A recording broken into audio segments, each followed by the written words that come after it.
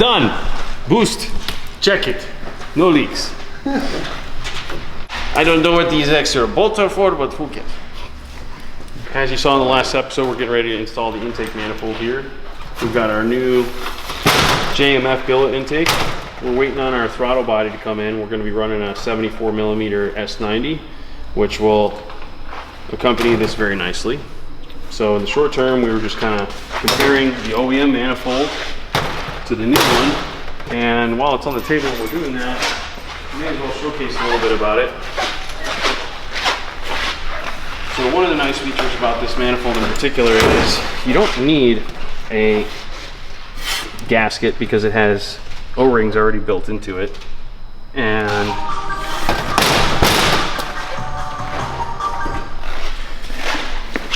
as you can see on the inside, it's got a really nice set of velocity stacks to help distribute the air. And the design in itself is unique in the sense that it's got a curvature internally that allows it to distribute the air all the way to the back cylinder here so that it doesn't end up getting starved. So it's only got 4 injectors on it. As you may have noticed, a lot of guys like to run 8 injector setups for big power. But now that the ID2 2600s are available, which is what Jason's running on his car and I'm running on mine, it's been proven to make big power. We don't really need to deal with all of the headaches and logistics and servicing and all that sort of stuff. So 4 injectors is all we need, at least for now, until we shoot for 7s maybe in the next 6 years. I don't know. But for now, this is what we're going to work with. So let's go ahead and get this thing installed. We'll start here by figuring out what we want as far as vacuum lines and where we want to have them located, because we've got several things, including our brake line, our brake booster that we're going to want to have plugged into this. So we're going to install one of those. It comes with quite a few little things here. Probably going to just go ahead and install all of them, and then we'll put plugs on anything we don't use. And if I really need to, I can change out these from underneath with a little bit of wiggling and some scuffing of my arms, I'm sure.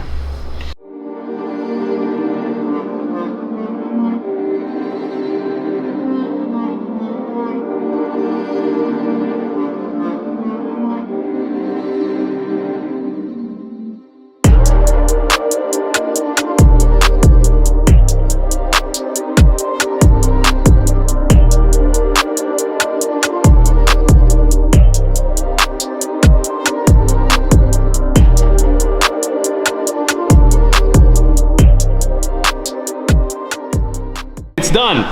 Boost. Check it. No leaks. I don't know what these extra bolts are for, but who cares? And we always use Luke as well.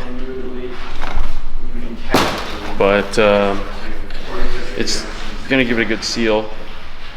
It's usually just on the fuel rail, the fuel filter, or the fuel pump, where you'll find the O-rings.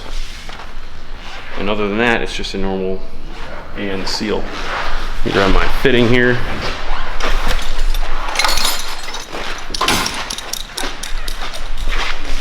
We always like to use our AN wrench so that it doesn't mess up the threads. Always hate to see that on project cars. They spend all this money on this nice stuff and then it gets all shredded by somebody messing around with the wrong wrench. So we're gonna tighten those guys up nicely. Take our fuel injectors, which are the old ones that came out of the old manifold. What are these? 1250s? Yeah, like 1200s. Wait. You sound confident. No, I'm not. Cool. I think they're 1400s. Gotcha. 1420s. So, I put a little bit of lubrication on each one of these bad boys as they go in. I got them numbered. Had them numbered. Here's one. One. I want to use a little more lubrication on this guy to get him to work with me. Get in there, you.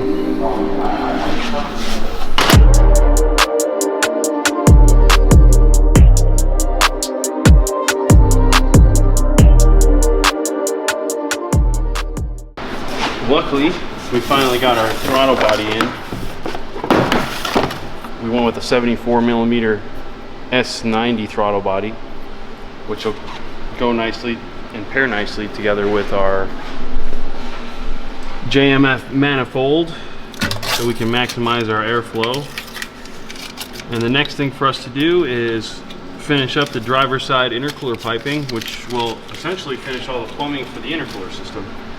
We've got it all apart right now because we're going to be doing the transmission swap over to the 5-speed from the 6-speed here shortly. And obviously we don't want to damage any of the nice stuff we just put together and had powder coated, so it's all waiting for the transmission to finally show up. But in the meantime, we can go ahead and get this designed and put together. Short term, we got to take this Vibrant Performance HD clamp setup, weld it onto the throttle body so that it completes the rest of our system. And then everything will be very nice with these Vibrant clamps. Same setup as I mentioned before that I'm running on my Black Zenith Evo. I want to say they're rated for like 100 PSI, 180 PSI, some crazy number that nobody's ever going to, at least I'm never going to use that capacity on. So perhaps it's rated that amount for the diesel guys, because I know those guys run like ridiculous amounts of boost. But anyway, this is what's going to be on all the connections for the intercooler, and we'll be putting that together now.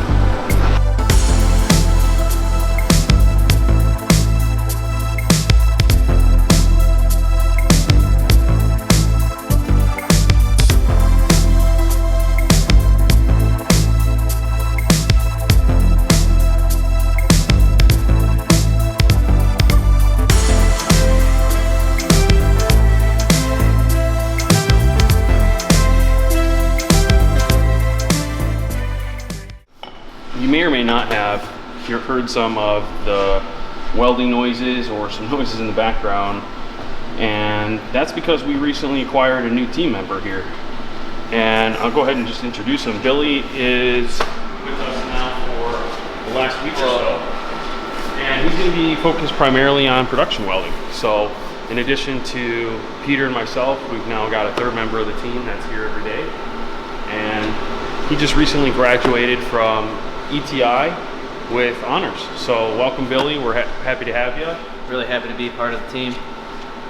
Yeah, so he's quickly learning the ins and outs of custom fabrication, but like I said, for right now he's just keeping up with the demands of production welding of not only our own products but also some of the private label work that we do for some of our partners.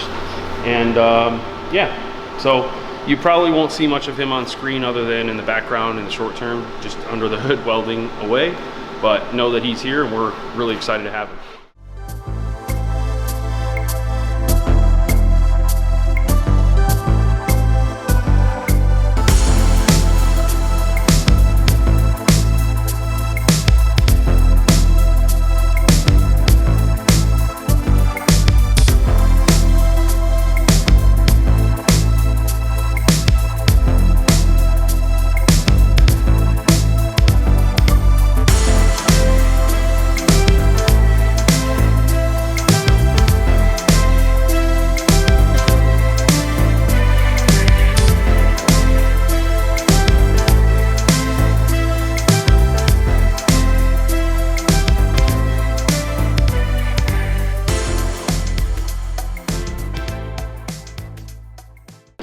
Vibrant makes their stuff when they machine it so that it goes over it very nicely, and all you have to do is put a nice weld on it with plenty of material.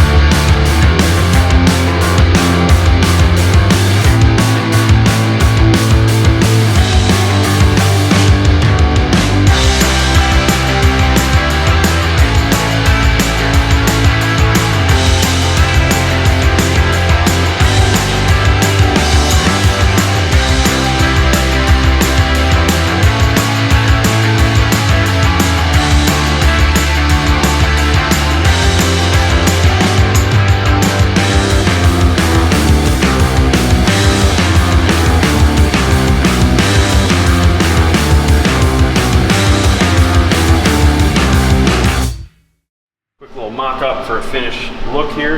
We've got our intercooler piping complete. As you saw on the passenger side, that one's already been done, but now we finished up the driver's side. We've got our nice little bung down here for our intake air temperature sensor in a hidden spot close to where the wiring is going to be. And we've got our HD clamps from Vibrant here. So the intercooler configuration is now complete, which means that the only thing left to do, aside from buttoning up a bunch of not sexy items, as I like to say, is we're going to do the fuel system. We've got to do the transmission swap over to the 5-speed with the inline racing lockout shifter from Hoy. And then we've also got to do the catch can system as well, but pretty much on the downhill slope of this build here. So be sure to check out the past videos if you're not aware of all the other things that we've done on this build. And now's also a good time to remind those of you that are still tuning in with us, thank you for joining us through the end of the video.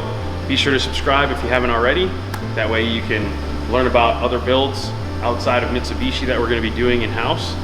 Matter of fact, we're going to be jumping over to a new platform right now in a moment. So I think that does it for today's episode.